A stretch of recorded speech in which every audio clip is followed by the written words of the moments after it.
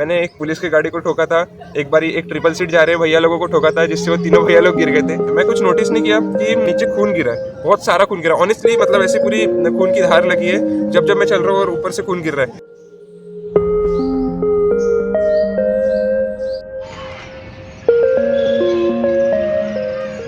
Hello, good morning और स्वागत है आप सभी का एक और नए अब्यूसिव वीडियो में। तो पिछले व्लॉग में हमने देखा कि how I broke my left hand. तो ये जो लेफ्ट हैंड था वो धीरे धीरे रिकवर हो ही रहा था कि एक और एक्सीडेंट भयंकर।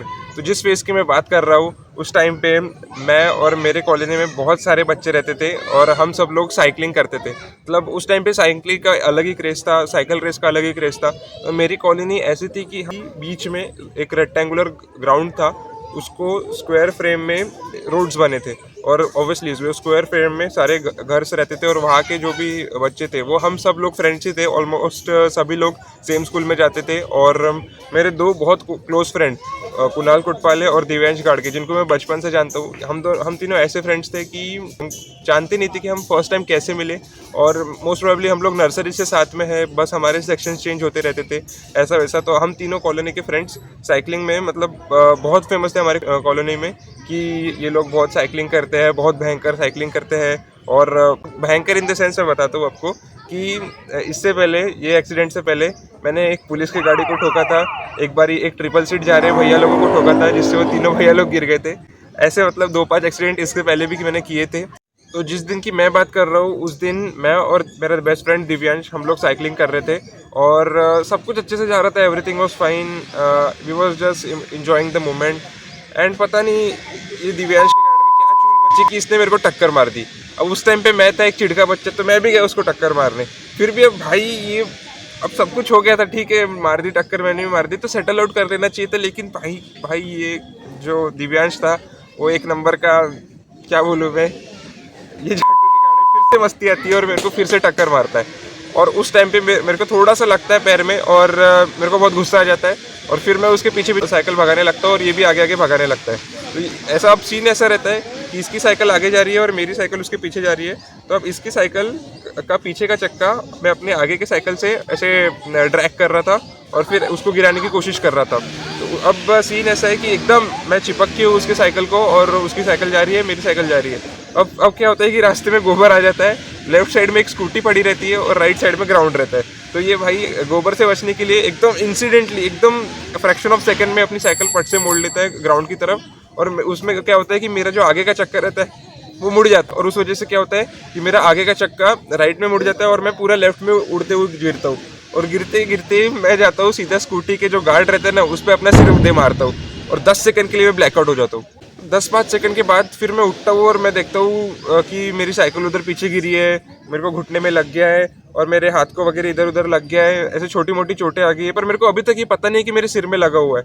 ये जो हुआ इंसिडेंट, इसकी वजह से इतना ज़्यादा शोर होता है कि पूरे सारे कॉलोनी के लोग आ जाते हैं और अपने विंडोज़ और डोर से देखने लग जाते हैं। मेरे को कुछ समझ में नहीं आता है, मैं अपनी साइकिल लेता हूँ और उठ के घर की तरफ जाने लगता हूँ। तो घर की तरफ जाते समय मैं कुछ नोटिस नहीं किया कि नीचे खून गिरा है, बहुत सारा खून गिरा। ऑनेस्टली मतलब ऐसी पूरी खून की धार लगी है जब जब मैं चल रहा हूँ और ऊपर से खून गिर रहा है। तो अगला सीन ऐसा मुझे याद है कि मेरी मम्मी फर्स्ट फ्लोर पर हम लोग रहते थे तो वहाँ से बहुत ज़ोर से चिल्लाती है कि OMG ऐसा कुछ, और मेरे पापा को बोलती है गिर गया वेदांत।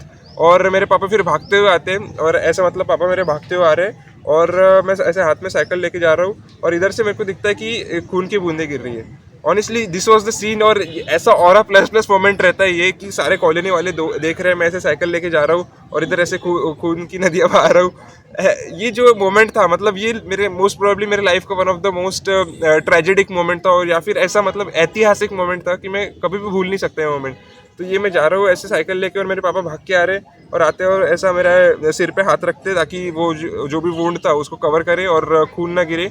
और फिर मैं घर जाता हूँ वापस, ये सब कुछ ये करते हैं, क्या कहते हैं, साफ़ वगैरह करते सारे वुंड्स। मैं देखता हूँ इधर गोबर वगैरह लगा है, इधर चोट वगैरह लगी थी, तो वो सब उतना मुझे कुछ लगता नहीं। और ऑनेस्टली मेरे को फील भी नहीं हो रहा था कि मुझे इतना बड़ा चोट वगैरह लग गई है और खून वगैरह निकल रहा है। At that time I was just feeling कि दिव्यांश ने मेरे को टक्कर की मारी और मेरी साइकिल को जो चोट लगी है उसके बारे में। Anyways this was the thing.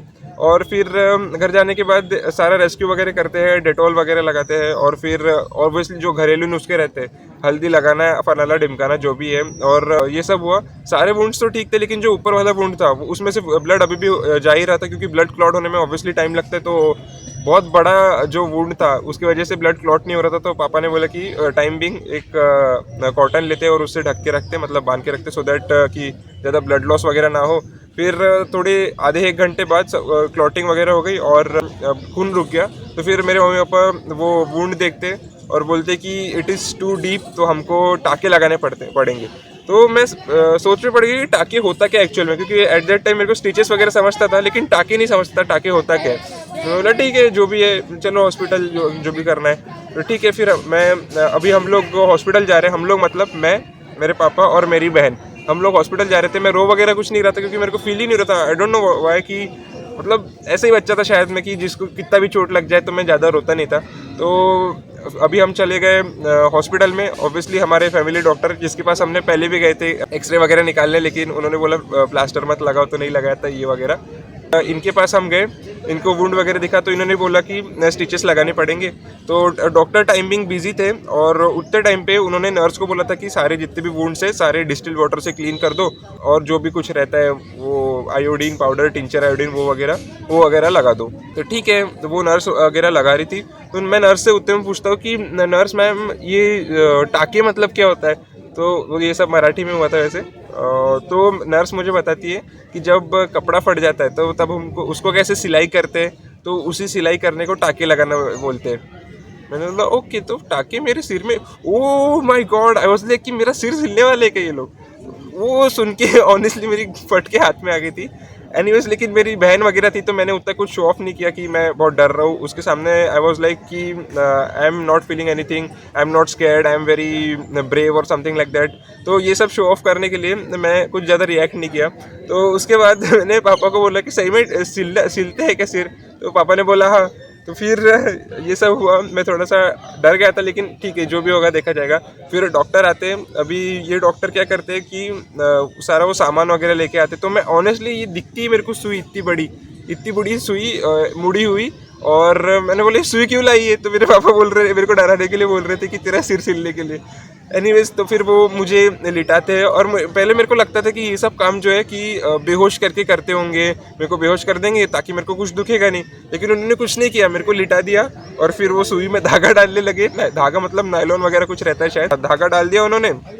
और अभी ये मुड़ी हुई सुई देखी तो ऑनेस्टली मेरी फट गई थी, लेकिन ठीक है, जो भी है। डॉक्टर से मैं बोलता हूँ कि डॉक्टर धीरे करना, और पापा का एकदम हाथ पकड़ लिया मैंने। और डॉक्टर सर बोलते कि नहीं नहीं, कुछ नहीं होता, ऐसा लगेगा जस्ट एक चींटी काटी है, एंड कुछ ज़्यादा दर्द होगा नहीं। तो वो शुरू कर देते। जैसे ही पिन घुसती है सिर में, ऑनेस्टली माय गॉड, वो मोमेंट मैं अभी भी भूला नहीं हूँ। एक बूंद मेरी आंसू की यहाँ से गिरती है, मतलब रोना तो नहीं चाहता था मैं, लेकिन एक बूंद गिरी जाती है फिर भी।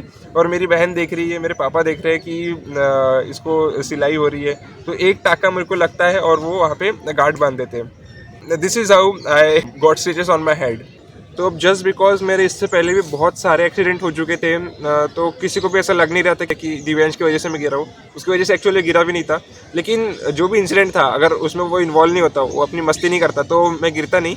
लेकिन जब ये सब लोग देख रहे थे, कॉलोनी वाले लोग जब भी देख रहे थे, तो उस टाइम पे उन्होंने ये सब नहीं देखा कि हाउ ये सब हुआ, किसी ने किसको मारा, ये सब नहीं देखा। उन्होंने बस इतना देखा कि मैं गाड़ी के जो स्टील गार्ड रहता है उस पर जाके सिर दे मारा, बस उन्होंने उतना देखा, और उतना मेरे पेरेंट्स को वगैरह बताया।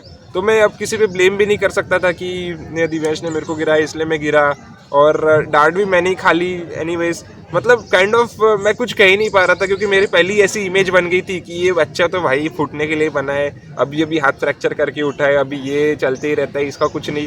तो मेरे ऊपर उतना कुछ अटेंशन तो बहुत मिल रहा था, लेकिन कोई किसी को भी सिंपैथी बिल्कुल नहीं थी। उनको लगता था ये तो बस ऐसा ही है। तो anyways, this was how I got stitches on my head. Video पसंद आए तो leave a like, share it to a friend and subscribe. मिलते हैं अगले वीडियो में, बाय बाय।